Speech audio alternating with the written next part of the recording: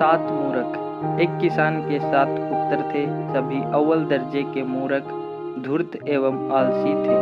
कोई भी काम करके खुश नहीं था। मेहनत करना उनकी आदत नहीं थी। सारा दिन बेकार घूमने फिरने में बिता देते थे। उनमें से एक भी स्कूल नहीं गया। सभी अनपढ़ रह गए। खाने को बढ़िया स्वादिष्ट भोजन, आराम करने को आरामदायक बिस्तर चाहिए था उन्हें। कठिन मेहनत के विचार करने भर से ही उनके हाथ पांव फूल जाते थे। उनका बाप बूढ़ा हो चुका था। वह अब चलने फिरने से लाचार हो गया था। वह अगर आलसी मूर्ख बेटों को काम करने को कहता तो वे सभी बाप को ही खरी खोटी सुनाकर खामोश करा देते। किसान अपने नालायक मूर्ख बेटों के सामने बेबस हो जाता। सभी बेटे बाप के नियंत्रण से बाहर हो चुके थे। अपने से बड़ों की नेक सलाह वे नहीं मानते थे। किसान की पत्नी मर चुकी थी। उसका बुढ़ापा बड़ी कष्टदायक स्थिति से गुजर रहा था। एक बार उसके पड़ोस में किसी किसान के घर भैंस भी आई। उसने मानवता के नाते किसान के मूर्ख बेटों को बहुत सा दूध दिया ताकि वे खीर बनाकर खा सके। अब दूध तो मिल गया पर मूर्खों को खीर बनानी नहीं आती थी। सभी नालायक भाई बाप के पीछे पड़ गए कि खीर बना कर दे। किसान बीमार था फिर भी पुत्रों का मन रखने के लिए वह लड़खड़ाते हुए उठा और खीर बनाकर बेटों को दे दी। सातों के 7 बेटे खीर खाने को बेताब थे। एक ने खीर चखी तो उसमें शक्कर नहीं थी। बड़े भाई ने छोटे से कहा, दुकान पर जाओ और 1 आने की शक्कर ले आओ, तब तक खीर ठंडी भी हो जाएगी, जल्दी जाओ। छोटे वाला बिदक कर गरजा, मैं क्यों जाऊं, दूसरे को बोलो न, मेरे से नहीं जाया जाता।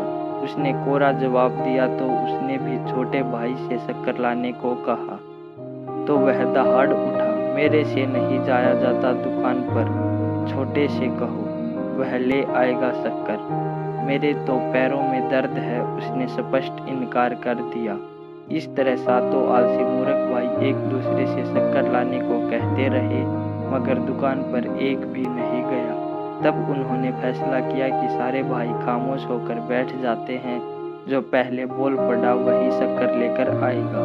इस तरह सारे भाई खामोश होकर बैठ गए। सामने भाप छोड़ती गर्मा गर्म खीर का पतीला रखा था। काफी देर तक सभी चुप बैठे रहे। उन्हें इंतजार था कि कौन गलती से बोले तो उसे शक्कर लाने को कहे, मगर सातों के 7 भाई अपनी धुन के पक्के थे। एक भी नहीं बोला। खीर ठंडी हो गई थी। रात के 2 पहर गुजरने को थे। सब एक दूसरे को देख रहे थे किससे गलती हो और उसे दुकान पर भेजा जाए। काफी समय गुजर गया। तभी घर का दरवाजा खुला देखकर 2 आवारा कुत्ते अंदर घुस आए। धीरे धीरे सहमे सहमे वे खीर के पतीले के पास आ गए। किसी ने भी भगाया नहीं। कुत्ते ताजा खुशबूदार खीर देखकर अपने आप को रोक नहीं पाए। भूत बने सातों भाइयों को नजर भर देखा, फिर डरते हुए मुंह खीर की पतीली में डाल दिया। इतना सब होने के बाद भी कोई भी कुछ नहीं बोला। सभी पत्थर की मूर्तियां बने रहे। कुत्तों के हौसले बढ़ गए, जल्दी जल्दी खीर खाने लगे। 2 कुत्ते तो खा ही रहे थे, 3-4 आवारा कुत्ते और आ गए। सब के सब खाए जा रहे थे। आज तो मूर्खों की वजह से कुत्तों के भाग्य खुल गए थे। भला आवारा कुत्तों को खालिश दूध की खीर कहाँ खाने को मिलती है।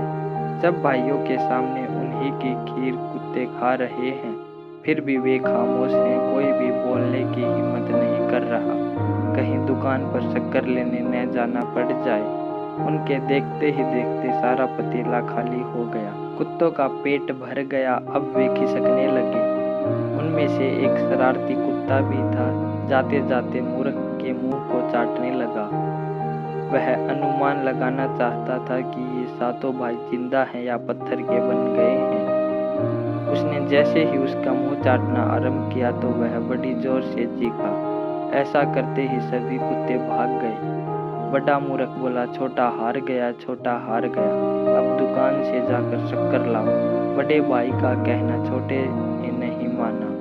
उसके सामने खीर का पतीला पड़ा था और सभी उसे शक्कर लाने को मजबूर कर रहे थे। सातों भाइयों का विवाद सुनकर उनका बाप जाग गया।